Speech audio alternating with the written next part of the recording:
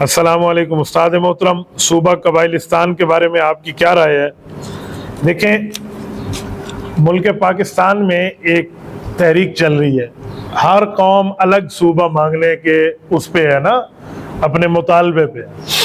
تو میں اس کے لیے ایک رائے رکھتا ہوں، اور کھلی رائے، کہ جو قوم اپنا صوبہ، اپنے علاقے کی پہچان مانگنا چاہتی ہے تو اسے دے دیا جائے، اس سے انکار نہ کیا جائے۔ دیکھیں، ہم ملک پاکستان جب بنا تھا، ایک کم 60 ڈسٹرکٹ تھے ہمارے، یعنی 49 ضلع تھے۔ تو اب پاکستان کے سینکڑوں ضلع بن گئے، زیادہ بن گئے۔